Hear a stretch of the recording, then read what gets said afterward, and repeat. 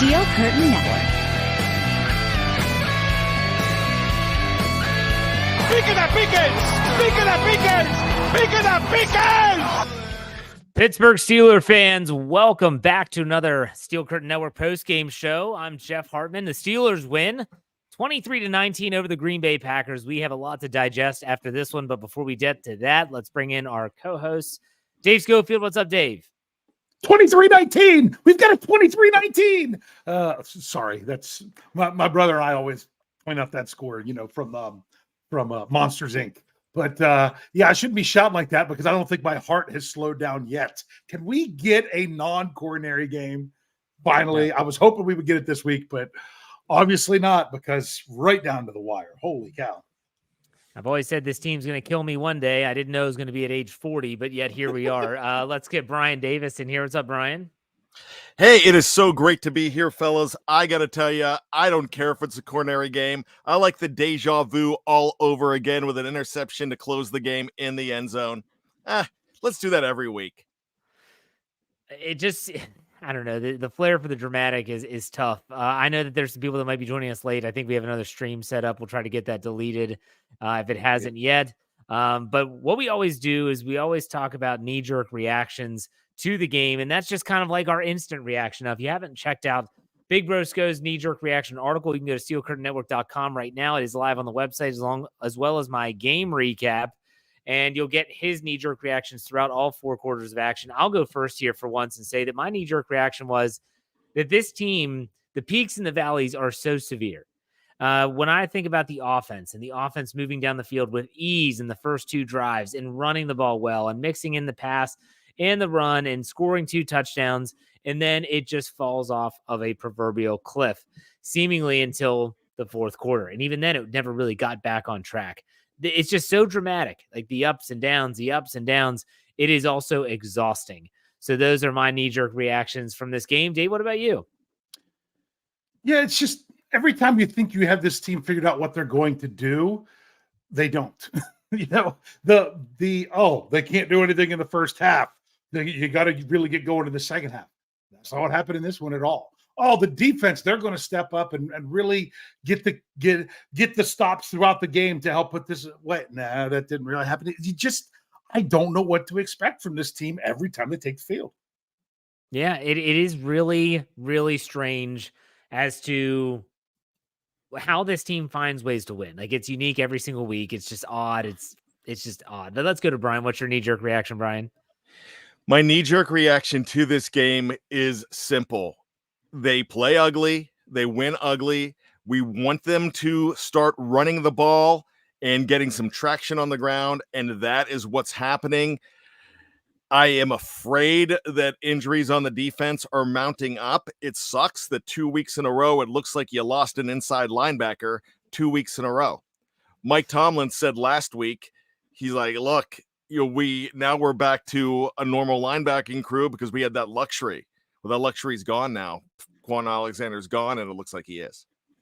Yeah, so I'll touch on the injury situation now. Mike Tomlin, after the game, went to the podium and said that, it's being labeled as a serious injury by Coach Tomlin himself. However, I know Mark Cabali of The Athletic said it's an Achilles.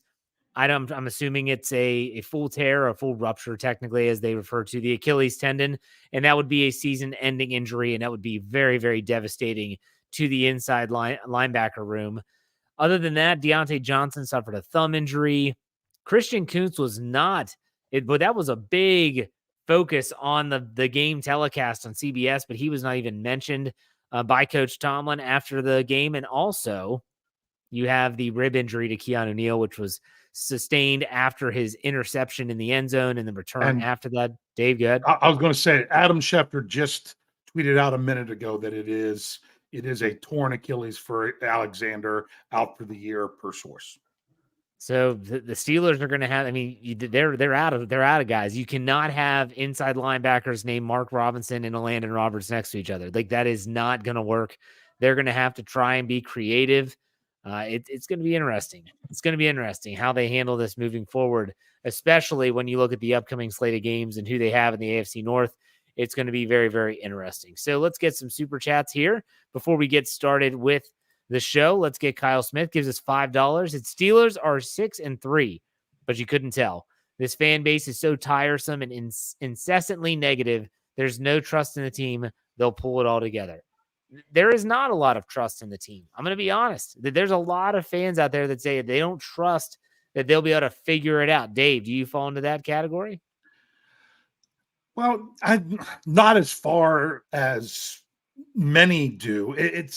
There's not a lot of confidence. Kind of what I said before. You even expect them to do one thing well, and then they don't do that. I thought the Steelers could put the game away in the fourth quarter. Oh, we'll get the Steelers, fourth quarter Kenny Pickett. But apparently we only get fourth quarter Kenny Pickett if the Steelers are trailing, and it's an opportunity for a fourth quarter comeback. And they had a 1-point lead going into the fourth quarter, if I recall correctly. So but it's not a pretty style. Of course, they got outgained again, so people are going to make a big deal out of that. But as I keep saying, when the clock hits triple zeros at the end of the fourth quarter, you don't award the victory to the team that has the most yards gained. You don't do it.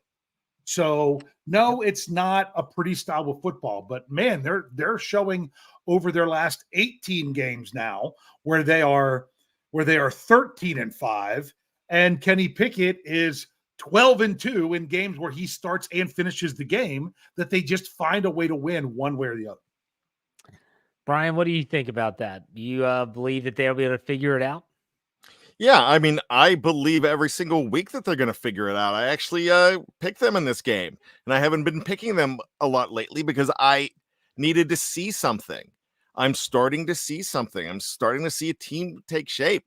I'm starting to see something special like I did last year in the second half. Dave just gave that stat, 13-5. I mean, I really think they're figuring it out. I think they have an identity, and they don't have an identity as of like the San Francisco 49ers that are going to take them out off of the field.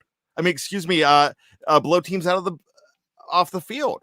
What's going to happen is they are going to go ahead and they're just going to play, ugly running football, and they're doing it now. They got over 200 yards on the ground today. I mean, that's what more can you add when you have a defense that is standing up? They're bending, they're not breaking, but they're winning. Take the win. Today is the 12th of November, and for a lot of you old school fans of our show, this is the 4th anniversary of me being dubbed 2 a.m. Mr. 2 a.m.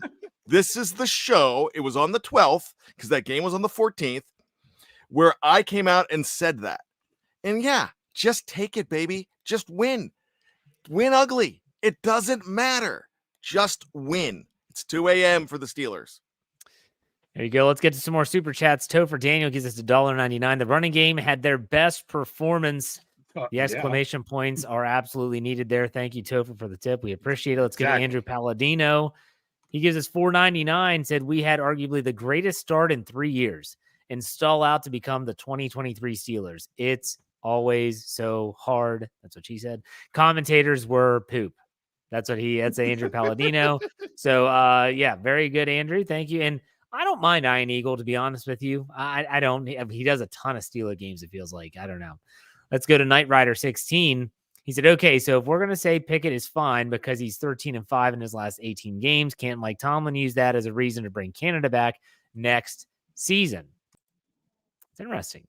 It's very, very interesting. Dave, what do you think about that?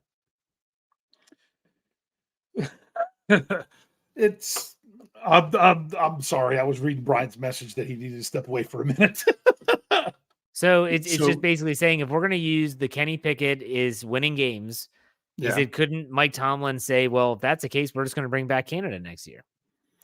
I don't think so. Why are we worried about next year right now? I mean, the Steelers are 6-3. I don't care. That we will have so much time to talk about that when the season is over. If we're worried about Matt Canada for next year, don't care. I don't think he's coming back, but I'll worry about that more after Mike Tomlin gives his end of the season press conference. That's when I really start to worry about that, because the Steelers are 6-3. Now they're only a half game out of first place in the AFC North. Correct. Yeah. And yeah, they're not winning pretty, but my goodness, people are like, oh, they're not winning pretty. They rushed for over 200 yards. How is that not exciting? I'll tell you why, Dave. Bit? I'll tell you why. It's because Kenny Pickett's not throwing the ball well. That's why. If Kenny Pickett were to come out today and he were on target, and even though they're running the ball well and they don't ask him to throw the ball a ton, if he was doing that, people would say, man, now that's Steelers football. That's exactly the narrative that would be spun. But because Kenny Pickett still seems to not be the consistent arm that the Steelers fan base wants at quarterback, they don't view running for 200 as success. Dave, you know that.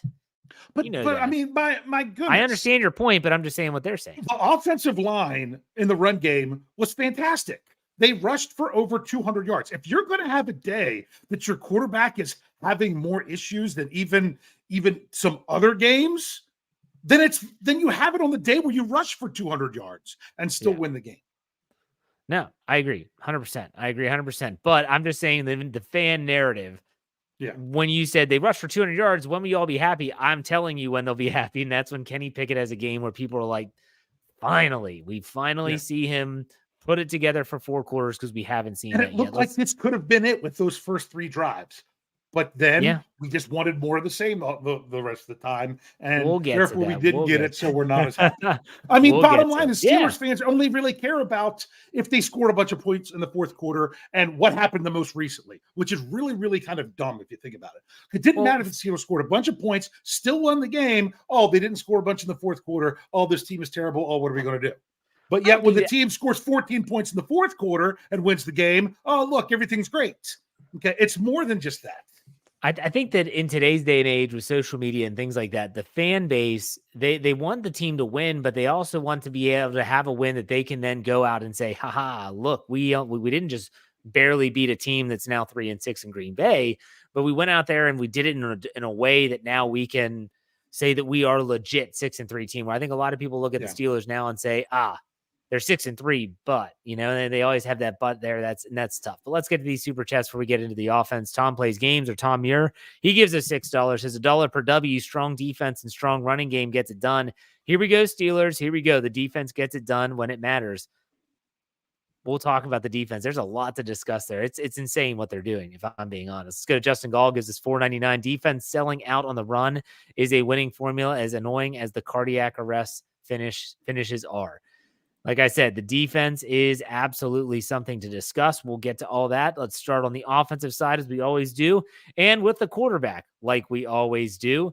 And that would be one Kenny Pickett. He finishes 14 of 23, 126 yards, averages 5.5 yards per throw, no touchdowns, no interceptions, 1 sack for 7 yards with a rating of 75.6.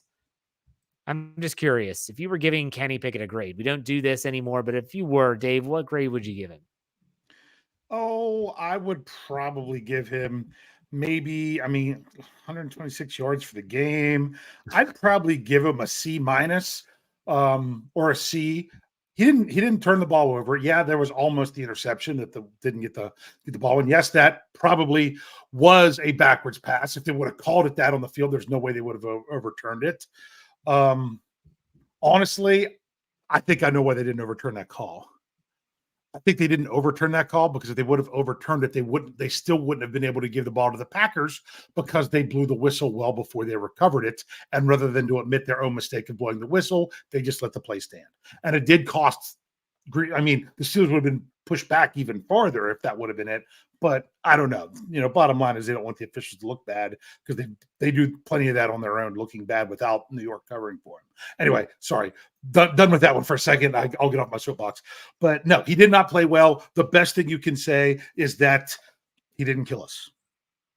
So what did you say, C-? I said either a C- or a C, somewhere around there. All right. What about you, Brian? I hate this game. But let's go C+. And here's why. When you need to run for a first down in a critical juncture, you get it. When you have to go back to pass and complete a first down late in the game, you get called for, I believe it's a pick on Calvin Austin III. but you made the throw, you made the play. It looked like you had fourth quarter Kenny. Look, there's people that want to say that Kenny Pickett's not the guy. Kenny Pickett is not the guy, excuse me. And you know what? Yeah, I'm going to give him credit because they still won the game. People are salivating over Will Levis. They got destroyed. They got crushed. No touchdowns. They lost today. So that's all I'm going to say about that. What do you people want? Do you want to win? And do you want to keep on saying, "Oh, they can't continue to win that way"? Is that what you want? Or do you want to celebrate the win? That's all there is to it. I talked about this on Bad Language last week. And what people don't understand is you expect every time the Steelers draft a quarterback to go ahead and he be the next guy. He be better than Ben Roethlisberger, better than everybody. You want that next superstar.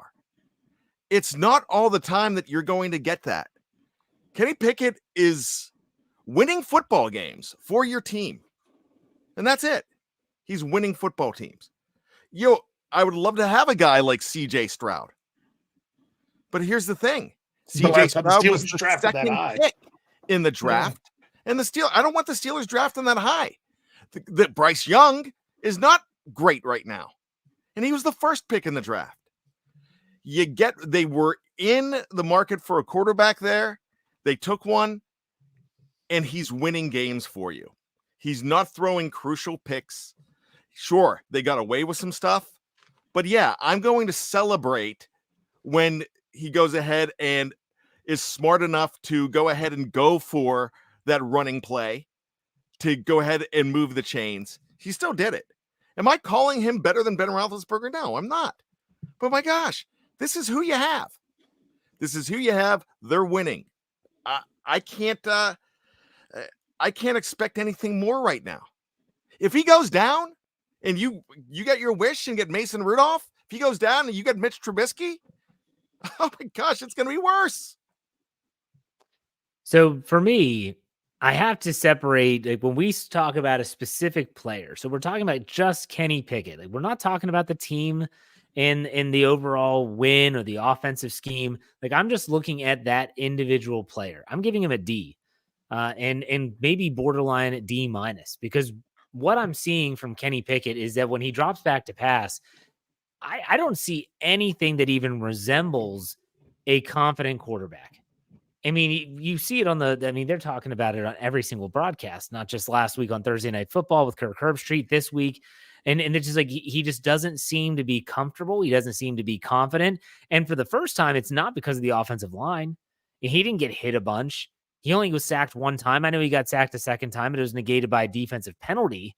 But it's a situation where if I'm looking at just Kenny Pickett's game, it's not good. It's not good. Is he winning games? Absolutely. This week, it was because of, again, opportunistic defense and a hell of a running effort and a great run blocking offensive line against the Packers. That's why they won this week. But if I'm just looking at Kenny Pickett, it's way below the bar. I mean, it's way below the bar. And I think we just have to call it like it is. Is he the best option they have? Absolutely, he is the best option that they have. Is there a chance for improvement? I sure as heck hope so. Because I think, like I said, the bar is pretty low. So I'm going to give him a D. And I just think that I just want to see something. Like, give me something. I mean, I know the fourth quarter stuff is great. But like Dave said, the first two drives were like, all right, finally, here we go. There's some rhythm. There's some bounce in the offense. And then flatline. Just complete flatline. I'll be honest with you. If you take all the drives of the entire game and flip them, people are giving them a B or an A. Well, because it's happening at the end of the game. Exactly. Which is ridiculous. To me, I upped them because one, no interceptions, and two, nice scramble to pick up the conversion when they needed it. How many yards did he have in the first quarter, Dave? Do you know? Yeah, I can get that for you here in just a second. If it doesn't kick me out again like it just did. That's okay. That's all right. First quarter, Kenny Pickett passes, or he was 6 for 7 for 36 yards. Okay. 36 yards. But the Steelers ran for 62 yards. So, right. Then those drives were just running right down their throat. And in the first half, he was 10 for 14, 83 yards, which was only 7 yards behind Love, who had 90 yards in the first half. Yeah. All right. We could talk about Kenny Pickett the rest of the day. He is a very polarizing player on the team. He is someone that a lot of people have really hard stances on. I want the team to win, and I'd love for them to have nothing more than to find their second franchise quarterback right after their first, the last one retires. I don't know if we're that lucky, and I also don't know if we have that answer yet. So let's move on. Let's talk about the offensive line and the running game. Jaylen Warren, I think it's his first time in his career going over 100 yards. He rushes 15 times for 101, 6.7 average, 1 touchdown with a 20-yard long. Najee Harris, he chips in 16 carries, 82 yards, 5.1 average, 1 touchdown, and a 24-yard long. Kenny Pickett, 4 for 16, 11-yard long. And then Calvin Austin has 1 jet sweep for 6 yards. It's on total. The Steelers rushed 36 times, 205 yards, a 5.7-yard average, 2 touchdowns. And again, that 24-yard long by Najee Harris is a team number as well. No grades here. Dave, what do you think about the running game? I think 20 years ago, if you were to tell a Steelers fan, Steelers rushed for 200 yards, 2 touchdowns, only threw for 126, and they won the game, they'd be like, that sounds like Steelers football to me. But that's just not what the NFL is today, and that's not what people are looking for. Love seeing them dominate the line of scrimmage the way they did. Run block the way they did. My goodness, Broderick Jones. I'll be honest with you, on that one pull, if you slow it down, he got a little bit of a head start that one time where he pulled, but not enough that they were going to call it. So really like what he's doing in the run blocking department. Just all in all, if you give me this rushing attack every game, sign me up for the rest of the season. All right, Brian, what do you think about the running game and that run blocking offensive line? I thought it was fantastic. I not only was I impressed with Broderick Jones, Sam Mallow made a gorgeous one. I can't remember whose run it was. I think it was one of the longer runs by Jaylen Warren. And a stat that I brought up on bad language last week, it's now they're ahead of that. But last week, the Steelers' 2 main running backs, Najee Harris and Jaylen Warren, were on track to have the exact numbers that Bam Morris and Eric Pegram had in that 1995 Super Bowl year, where they were a participant in that game. It's I would like us to stop the who's RB1. You need them both. Yeah. And that change of pace is working. This is their identity. They're going to try to run the ball a lot more. You're going to see them trying to pass less if they continue to have success. Will this work against great teams? It's working right now. And they're a half game out of the North Division lead. They got some help today from unlikely sources in that division. And they also got some wild card help today as well. Very interesting stuff. So right now, this looks like it's a playoff team. And it looks like it's a playoff team because of the way the run game looked the last couple of weeks. Dave and I discussed on the preview on Thursday night that if the Pittsburgh Steelers only get 125 yards, or even if they just get 100 yards, a little over 100 yards, that's a successful day. You almost had 2 guys get over 100 yards rushing today. And that's 1979 type totals. Yeah. So it's really interesting. All I care about is that they're starting to get an identity and they're not as boring as they were just 3 weeks ago. The identity is starting to come to form here. And I think, Dave, when you said Broderick Jones, I thought he had a great game. Love the physicality that the offensive line is kind of getting. When you see Broderick Jones on the sideline after the touchdown drive that Najee Harris scored on last week, and that's the video that they put on social media where he's like, all day, like that's the energy you want to see from your offensive lineman. And maybe it's a little contagious because you see James Daniels playing a little bit more physical, a little bit more grit to him. Chuks Okorafor is who he is, but he's not that guy. He's not that road grader. He's not that real physical player. So, hey, the offensive line's starting to look great. and run blocking. Absolutely. In terms of I love how they split the carries even. This is what we all wanted to see. And this is also why I've always been a proponent of you don't need it doesn't have to be an either or situation when you're talking about Jaylen Warren and Najee Harris. Everyone wants to say Jaylen should be the starter, Najee should be the starter, or no one says Najee should be the starter, but still they need them both. They both bring a unique style. I love this. What are we nicknaming these guys? Like Thunder and Lightning is a little too played out in my opinion. Well, what are we thinking here? I'm sure Brian, you got something, right? Think about it. Bang and burn. Bang and burn. Oh, they sell that at the Beehive too. Yeah, you definitely burn. That's a different type of. Yeah. I wasn't even trying to be Mr. I've got it. I have to make that shirt now. I'm going to be working on that. Let me write that down. Bang and burn. You think I'm joking? I'm making that shirt. We are going to sell those bang and burn shirts, and maybe we'll put a little beehive on the top just for fun. Okay, let's go to the passing game. Oh my gosh. Okay, let's talk about the receivers or pass catchers. George Pickens leads the way. 3 catches for 45 yards on 4 targets. Connor Hayward 3 for 32, 4 yards. Deontay Johnson 1 for 17 on 4 targets, but that one drop was just crucial. Najee Harris 3 for 14, Jaylen Warren 2 for 9, Darnell Washington 1 for 6, and Calvin Austin 1 for 3. Should be noted, like George Pickens' numbers should be a little bit more inflated. It was that Calvin Austin offensive pass interference call that was really rough that negated that 3rd and 10 first down play. It is what it is. Dave, what do you think about the pass catchers? Okay, well, I want to ask about that play before I get into overall. They called that offensive pass interference. The ball was already in the air by the time Austin made contact. And honestly, Austin made contact. He did. All that did was get George Pickens wide open rather than just open. Yeah. If he doesn't hit the guy, it's going to be catch game over anyway, because I think Pickens was past him. But when we happened to see it, he was wide open because of that.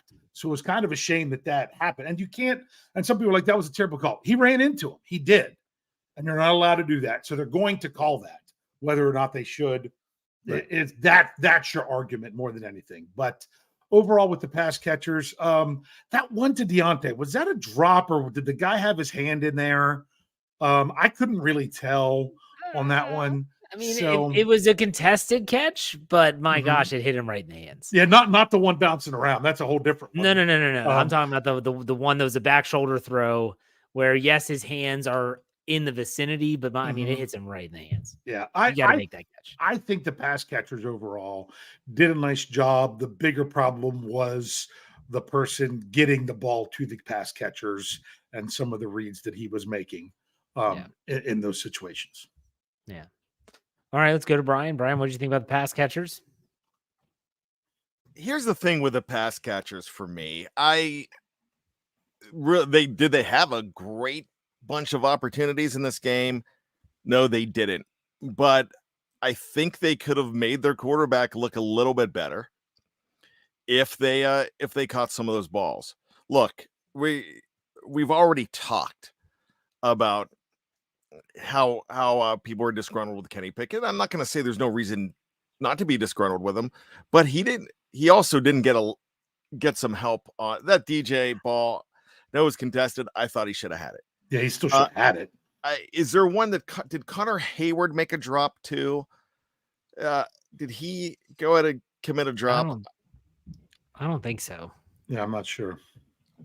But I think there was about 2 or 3 drops that to me that were egregious. But when they were there to make the catches, when they had the opportunities, they made the catches. So again, they won the football game. Don't ask me to grade it. No, that was just for Pickett. And honestly, the pass catchers, again, I've said this for weeks now. When you have an offense that is as fragile as the Steelers, if an opportunity does come their way, you gotta make the play. You gotta make the play. You talk about George Pickens last week not getting his second foot in bounds against the Titans on Thursday Night Football. You talk about Deontay Johnson Was it the perfect pass? No. Should he have caught it? I absolutely believe he should. And that puts a lot of pressure on these players. But you know what? The defense thrives on pressure. So can the offense. That's what we would like to see. All right, let's talk lastly about the play calling. Dave, what did you think about Matt Canada's job from the sidelines again here in week 10?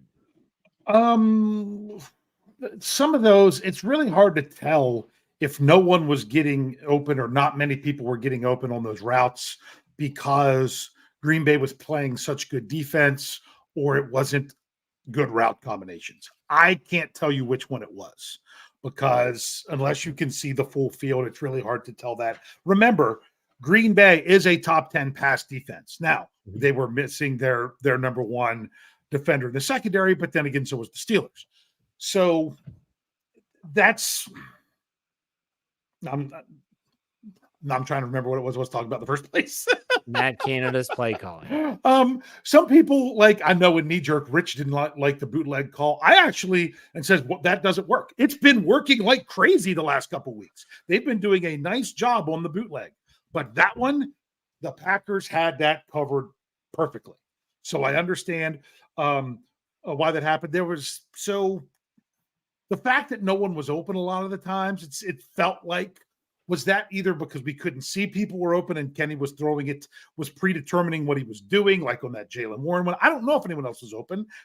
I couldn't see it on TV. So I don't know if that was a Kenny Pickett thing or a bad play design or good defense or possibly a combination of all three. Brian, what are your thoughts on Coach Canada? Again, they got it done. Here's the thing with Matt Canada. Sure, I don't care where he is. Some people are going to say he's better off in the stands. I know he's 2-0 on the sidelines. They also have 4 wins with him up in the press box as well. Not the stands, excuse me. But really, if he's going to have more time with his players on the sidelines, if he's going to have some kind of connection with them, then I'm all for that. I really didn't think the play calling was I don't think there was really a problem with the play calling this week. But they weren't in a position where you felt like here we go again because the run game was working. So when that run game's working, you're not really complaining about the calls and going deep downfield. They try to go deep downfield. Sometimes when Kenny Pickett went back to pass, there were guys in his face. Not making excuses for him. I'm just saying that I feel like the offense, the players are not really, besides the running game this week, the players did not have their best game when I'm talking about the receivers and the quarterback. They didn't have their best game at all. So that's what I'm looking at. I have no complaints with Matt Canada this week. So you saw this earlier in the season where it was literally like Matt Canada and the offensive coaching staff were just throwing as much crap against the wall as they could, trying to see if something would stick. And finally, something has stuck, and it's the running game. The past 2 weeks, the Steelers have run the football with an efficiency that we haven't seen dating back to 2022. And so finally, now Matt Canada has something that he can kind of build off of. The question is can he build off it? You saw in the first half, Dave, what were the rushing numbers in the first half compared to the second half? Do you have those? They had 100 yards in the first half and 105 yards in the second half. That's fantastic. I'd love to see Matt Canada be able to creatively, and this is a big ask. A lot of people don't believe that it could even happen, and I'm not sure if it could happen, is build off of the running game that you've developed in the first half and then slowly start to open things up in the second half off of what they're doing. So what did the Packers do? They were backing off and they left some really light boxes and the Steelers were running it well in the first half. They load up the box. This is when you have to beat them over the top. Maybe Canada didn't feel like today was the day with Kenny Pickett. I don't know. Maybe Mike Tomlin's telling him not to. Who knows? But I didn't think Matt Canada was an issue today. There's some, my thoughts. Dave always says it, that second and long runs, like he's known for that. But at the same time, when they work, no one's going to complain about that either. So, all right, let's take a break. Let's catch our breath. If you're watching live on YouTube, Facebook, or on Twitter, we're not going anywhere. On the audio side, we are going to hear a word from our sponsors, and we'll be right back to finish up some super chats as well as talk about the defense. We'll be right back. All right, Steeler fans, welcome back. Second half of the show, we had some super chats, folks. I know we don't want to just stop all the time in the middle of the show, so we're going to save them. We'll make sure every single one is read. Let's get this one from Shane, 499, said Kenny Pickett doesn't have the stats, but he also didn't throw 2 costly interceptions. I'll take the wins over the stats any day. Okay, very good. Let's go to Jeff Coons from up north in Canada. The lack of inside linebacker depth has come home to roost. Omar Khan is going to have to work his magic this week. Don't blink. It's great to have you out of jail. He's talking about me when I got put in Twitter jail. He's the guy I was talking to on Twitter when I told him to cut his eyelids off, and they thought it was threatening. So I'm sorry, YouTube might shut me down now. Let's go to Ken McNary. He gave us $4.99. Said if Kenny had all the stats but came up small in the fourth quarter, we would be cursing him out and calling him Trubisky. Steeler Nation will always complain. Yep. Well, that is true. They will always complain. Let's go to Thomas. Thomas gives us $5. He said, a win is a win. I don't care about stats. I care about if the team, them not losing a game. Very well said. Tom Plays Games said, gave us $2. Said Trent Dilfer won a Super Bowl for Baltimore. Is Kenny Pickett better? I try not to remember. That's Trent really Dilfer. hard to compare. It was one hell of a Ravens defense. That's 20 plus years apart. Yeah. So a little bit different NFL. Tom also gave us $2. Says, Dave, who cares? We want wins. That's what I'm not sure what that's in reference to. That was in referencing to the running game, where people were going to bemoan like the fact that they didn't have a great passing game, but the running game, he's like, hey, we don't care. All we want are wins. Yeah. That's true. Yeah. I mean, if you can run the ball to get the win, run the ball to get the win. Rico gives us $10. His O-line looks a lot better with Broderick in there. It's true. It's true. Especially one guy can make a difference. Crystal Privet gives us $2. Says the more I watch Kenny Pickett, the more I sympathize with George Pickens. Yikes. Okay. Yeah. I mean, wow. I get it. Let's go back to Thomas. $2. He said not a pass interference. He's talking about the Calvin Austin play. If that would have happened when the Steelers were on defense and they didn't call it, fans would be throwing a fit because it was obvious. I mean, he ran into him. That's the rule. My question is, does it happen all the time and they never call it? That's the question. Yeah, probably. That's my beef. So if either you call it all the time or you don't call it at all, you pick and choose your spots. That really pisses me off. Let's go to Kyle Smith. Gives us $5. Do slants exist in this playbook, middle of the field, or anything outside of back shoulder throws? Kenny Pickett wasn't great, but no rhythm in the passing play calling. That's something that I would love to know, but we're not privy to that information. What does the route tree look like? The concepts that, I think Dave mentioned this earlier when talking about Matt Canada. It's really tough to tell. Crystal Privet again gives us $2. To the left side of the defense is the weak side. And this is a really good point by Afton. She says, with $2 tip, thank you very much. Hope Danny Smith is okay after that hit. He got plastered. He got plastered on the sideline. I was even with my kids watching the game. I said, oh my gosh, Danny Smith. I was also hoping that a melee didn't break out. And then I was wondering, are they going to have one on-time down or something stupid where they're going to make them line up and kneel the ball out? I don't know. Nonetheless, let's talk about the defense, the bend, but don't break defense. The Steelers defense. Let's talk about the pass defense first. Jordan Love, 21 of 40, 289 yards, a 7.2 yard average, 2 touchdowns through 2 interceptions, was sacked once for 6 yards with a 71.8 rating. Let's talk about quarterback hits. 5 for the Steelers. Watt had 2, Highsmith 1, Keanu Benton with 2. Guys, what did you think about the pass defenses specifically? Steelers finished with 7 pass defenses. What did you think about that pass defensives? Dave, go ahead. So we're talking pass. We're not talking pass rush. We're talking not pass rush just yet. Just pass defense. Just making sure. Yes. Yeah, the Steelers. I think when they gave up their biggest plays, is how many times did you see? How was that guy wide open in the middle? They had a guy running over the top, and both guys went with him, and then the guy in the middle was wide open. I think this secondary is so desperately missing the communication skills of Minkah Fitzpatrick that it can almost cost them this game because they gave up all those yardage. And I think Minkah Fitzpatrick makes a huge difference in this game, if nothing more than the communication. The communication was struggling anyway because Quan Alexander just gets the green dot. He goes down. Mark Robinson gets the green dot on his helmet for a little bit because he's the one running on the field. but I don't know at what point they switched it. It ended up being a Landon Roberts in the second half. I don't know if that was at halftime or at what point. So there's definitely I feel they came through with some big plays. They got the interception, nice interception in the end zone. The biggest thing is it takes every single play and a communication breakdown on a couple times. That's when you're giving up big stuff. And some of those big plays were on those critical third downs that Mike Tomlin referenced in his post-game press conference. Brian, what are your thoughts on the pass defense? You have to unmute yourself, Brian. You muted there, Chief. You're muted there, Chief. He's still not listening to us. Thank goodness they had Pat Peterson in this game. There we go. Dave stole my thunder. Minkah Fitzpatrick they miss him so much.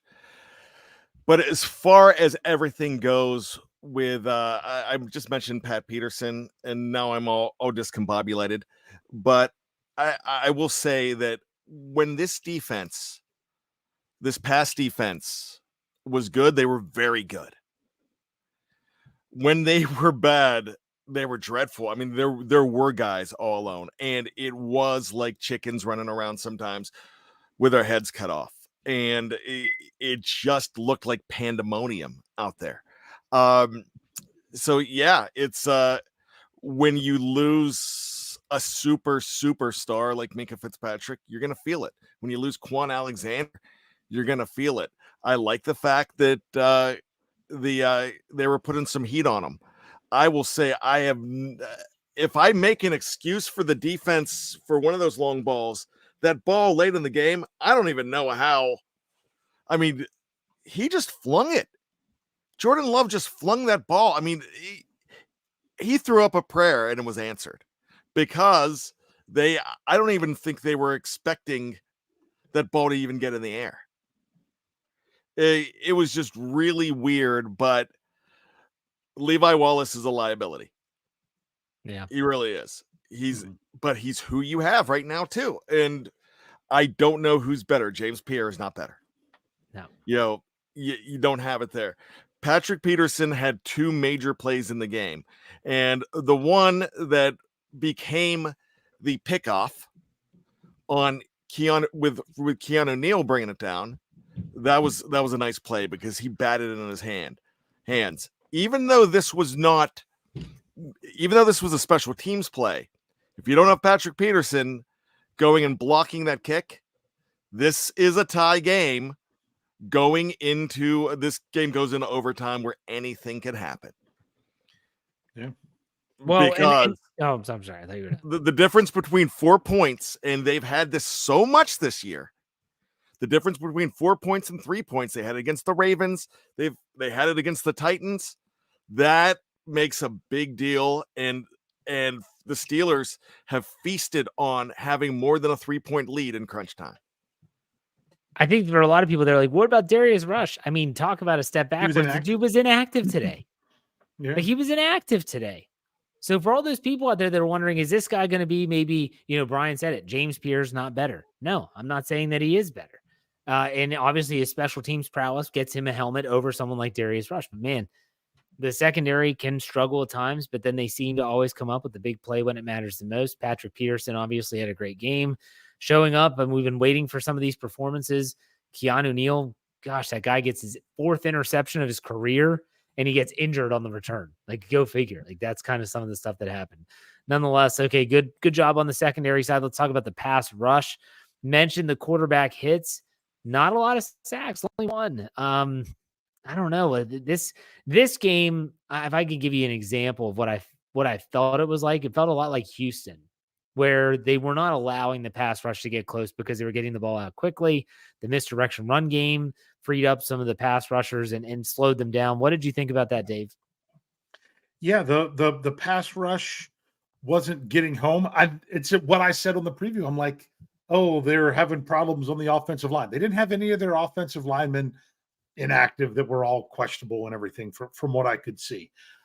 But I said they're just going to scheme around it. Did you watch and see what was going with TJ Watt? It's just like he had been before. Why was their tight end not getting into things until later in the game? Because he was chipping TJ Watt a lot. So teams are trying to do that. They're specifically trying to scheme around not, the Steelers' big pass rush or slow them down with the screen game, which they tried to do early. The one, I think it was Roberts and Benton ended up getting it for, no gain 1 yard, but they had another one that went big before that, which can slow things down. So I think the Packers are the ones that did a nice job. Not that the Steelers didn't do a good job, but man, Keanu Benton's just getting better and better every game. Sure is. Absolutely. Brian, what are your thoughts on the pass rush? Yeah, they didn't get home as much as they could have. This seems typical of the Steelers. It's really weird when we have a preview and we're talking about how beat up a team's offensive line is. It just doesn't seem that they get to the quarterback as much. We talked about this before the Texans game. We talked about this before this game, and we really didn't get a chance to talk about it before the Titans game. They did get to the quarterback last week, but I just did not feel that they were going to get all these sacks in this game because something happens that they scheme differently and they hold their own enough. They were Jordan Love was not as much of a problem big running the football as I thought he would be. But I mean, he was passing well. I thought a little more pressure could have helped the defensive backs. Maybe it helps Levi Wallace, maybe it doesn't. I don't know. But you have one player getting now 10.5 sacks, and looks like you have a new guy that could rival Javon Hargrave in the middle as the guy at nose tackle. Joel Steed, I think of, in the middle there. I think of a Hargrave. I think of a guy that's just really special. And the guy has charisma. He's got a motor. I got to see him after the game signing autographs after the game last week. And he was just running around, high-fiving everybody in the parking lot after the game. While most people were running straight to their cars. This guy just has that rookie fever right now. Let's merge this conversation in with the run defense because I have a question about one specific player. The Green Bay Packers end up rushing for 116 total yards on 24 carries, a 4.8 yard average, a 40-yard long from A.J. Dillon, which boosted his rushing yards from 30 to 70. Aaron Jones, 13 carries of 35 yards. So they bottled it up pretty decent except for that 140-yard scamper. But Cam Hayward doesn't look right to me. I know he's getting up there in age. I know he's coming off surgery, and that's tough. That's difficult. But what are your thoughts on the run defense, and in particular, Dave, the jersey you're wearing, Cam Hayward? Yeah, I didn't think he was out there as much as he was last game. I think they slowed him down this game when they couldn't last game when Adams went out injured. It'll be interesting to see how many snaps he actually had. But I felt whenever he was in there, the Packers weren't getting as much push on the line when Hayward was in there. Not that he's coming off and making big plays, but part of it is you don't want them to be able to just push you. I really liked it, Benton, Hayward, Ogunjobi out there and holding the line, because there were times where you saw that the line wasn't being held. Sometimes it's hard to see which defenders are out there on the defensive line unless you're really trying to spot it to slow it down, but you're trying to take in so much of the game at once whenever it's live. But Cam Hayward, I don't think he's 100%, but I do think that, maybe even an 80% Cam Hayward might be better than what they have otherwise, when he's just getting some snaps the way he is. Yeah. Brian, what's your thoughts on the rush defense? Yeah, I really thought that I was surprised because it felt like they were holding the Packers running game a little bit better than what it did on paper. I realize there's a 40-yarder in there, but you never want to take that away from the total. Say if there wasn't the 40-yarder, I just thought that they played better than what the stats showed. They got hurt when Quan Alexander got hurt too. They lost a lot there. As far as Cam Hayward goes, I still think the veteran savvy of Cam Hayward, just like the veteran savvy of Pat Peterson, is very important to have there. I think he did rush back. I don't think he's completely ready, but I like what Dave said about you'll still take a less than 100% Cam Hayward. Yeah, I just think that the biggest issue for the Steelers defense right now, in my opinion, is just limiting the chunk plays. And they gave up a lot of chunk plays in this game. When you talk about the 40-yard run, you're talking about receptions of 46, 36, 32, 20, 14, 12, and 11. Went pretty far down that list. Those are big time chunk plays. If they can limit those, the bend don't break style is going to keep them in a lot of games. They just have to hope the offense can do their thing. Let's talk about the special teams quickly. I do want to get your all's opinion on something in particular. Chris Boswell was money, perfect on every single kick, every single field goal, every single extra point. Presley Harvin, 5 punts, an average of 44.83 inside the 20, a 56-yard long. And the one thing I want to talk about was more twofold. First and foremost, Calvin Austin III is a returner. What your thoughts are on him? What are your thoughts on the return philosophy to bring it out of the end zone so much with Anthony McFarland? And for the love of all things holy, why are they kicking it short so often when it just feels like it felt like they were just giving Green Bay better field position every single time instead of kicking it out of the end zone? Dave, what are your thoughts on the special teams? Yeah, I want to talk about that first because that was bothering me. When Coach Tomlin specifically talks in his press conference about the other team's returner, how that could give the other team an advantage in that aspect of the game when they're wanting to win that aspect of the game, then why is your philosophy to kick it short? You knew it was a philosophy to kick it short. Boswell wasn't taking a full run up. So unless he was worried about his footing, and they were saying, hey, if you gotta kick it short to make sure you got your footing, that's fine. I don't like that idea. He boomed it through the back of the end zone on the last one, which I'm like, thank goodness that they did that. So I just didn't like that philosophy unless there was something more behind it. Calvin Austin, would I like to see him be able to do more on the punt returns? I mean, who doesn't want to see their punt returner busting it out? I'm fine with them. The fact that they're not breaking anything big. The big thing is don't turn it over back there. And the other thing you asked, of course, Boswell was money. What was the 3 things? Oh, McFarland bringing him out. Yeah, that's got to be something that the Steelers saw on their special teams when scouting stuff during the week and a philosophy going into it. It didn't. The one that he bobbled is the one that really killed them.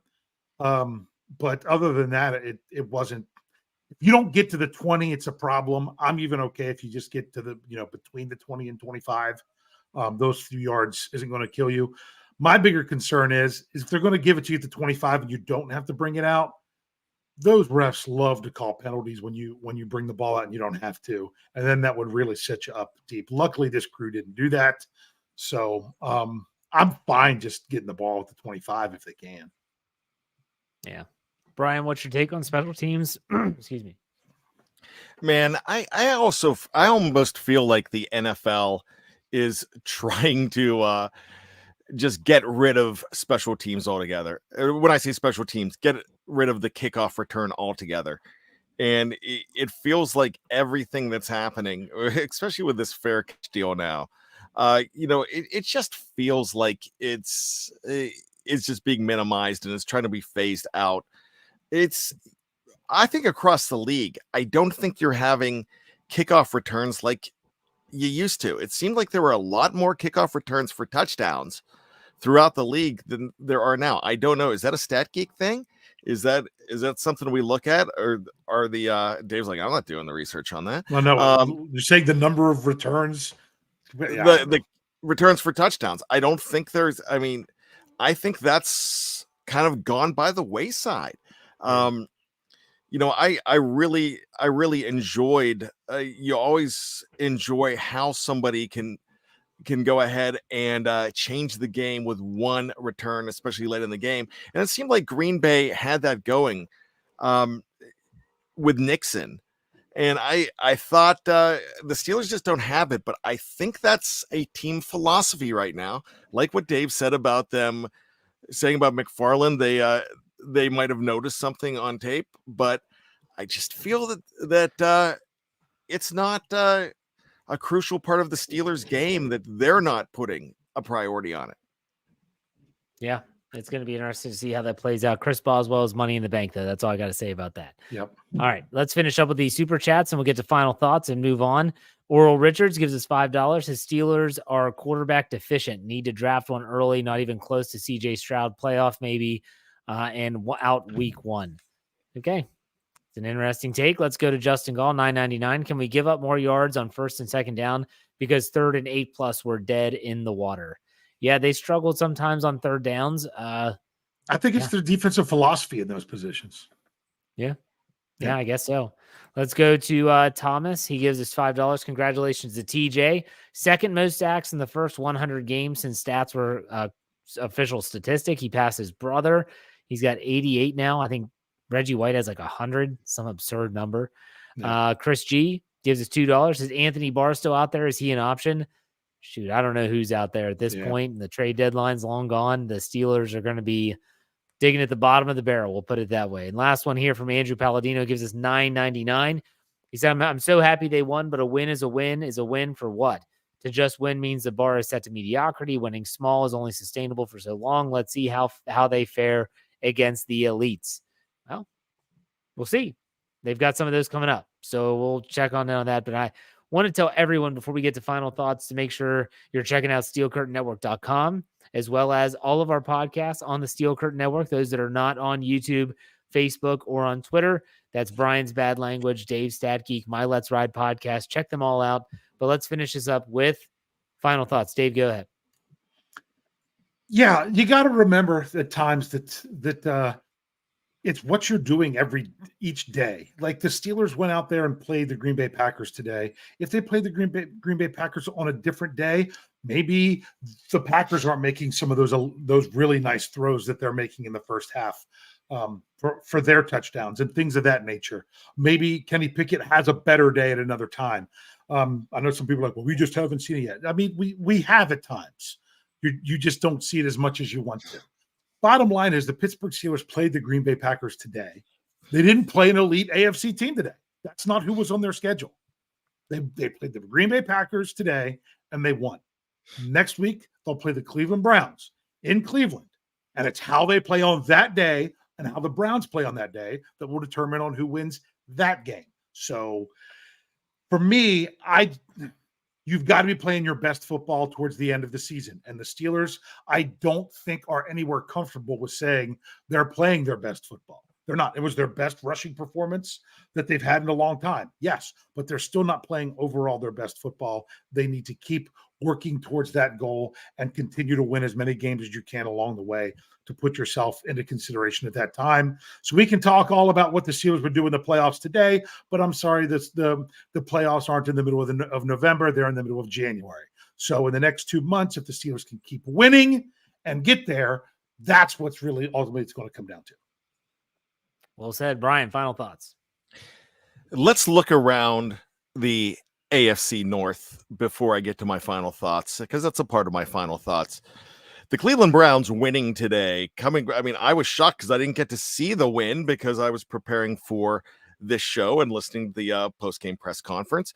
When that happened, that did 2 things for me. One, we live in Maryland, so we understand how important it is to watch Baltimore, who seemed like a runaway train, to watch them lose.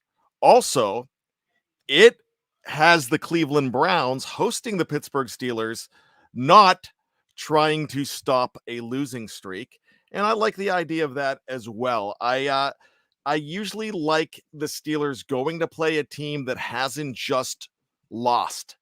I always think, especially a good team, and the Cleveland Browns right now are a good team, and we know they're a good team. So with that being said, the Cincinnati Bengals lost to an emerging Houston Texans team. Now, not only does that do something, the Houston Texans now have a wild card advantage over the Cincinnati Bengals. So think about that. Things are going to get really interesting. Look, I realize it's not a blowout win for the Steelers. I know it, but the goal is to make the playoffs and make some noise in the playoffs and improve and find your identity. They're starting to find their identity. And when you do that, you start to believe that you could win. And then it doesn't matter how you win. It's as long as you keep winning, especially in the playoffs. We're not talking about the playoffs right now in November. We're just talking about the fact that they're finding themselves, and I would much rather have a team be 6-3 than 2-7. And that's what we were looking at last year.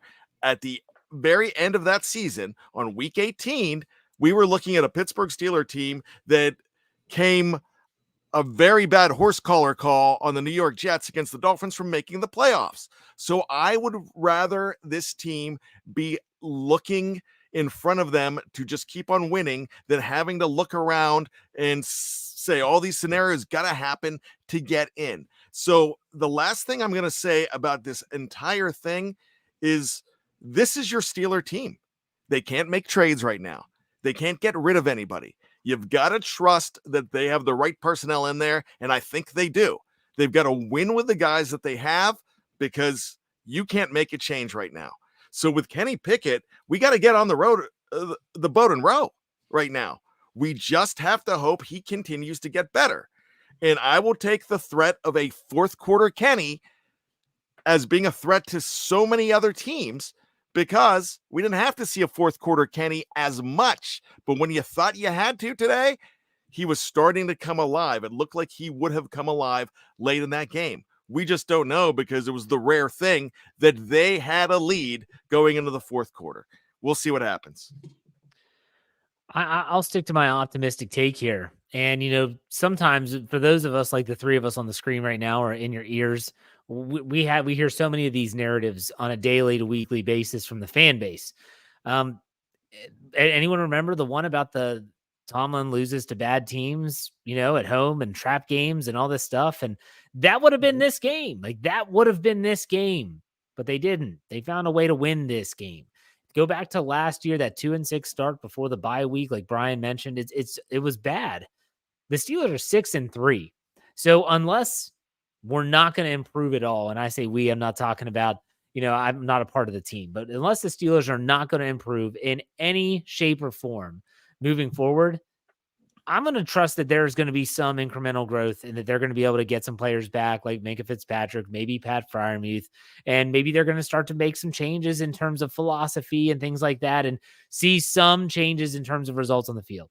We're starting to see it little by little. Like that opening, the first quarter on offense was much better, but can they do it over the 4-quarter span? We'll see. They're winning while they figure it out. It's not pretty. No one loves that, but nonetheless, they're wins. And I'm not going to bemoan that or complain about that. So, gentlemen, it's been a good show. We will be back next week after the game against the Cleveland Browns. Make sure you check out all of our podcasts on the Steel Curtain Network. Search Steelers anywhere you get your podcast, and you will find us. Check it out. Subscribe, follow so that you don't miss a thing. Like us on YouTube, all that good stuff. We appreciate everything, gentlemen. Until next week, take it easy.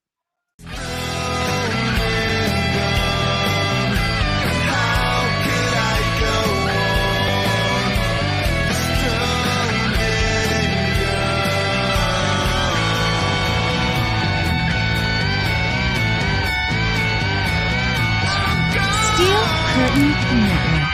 Get it. Everybody else gets a little tight.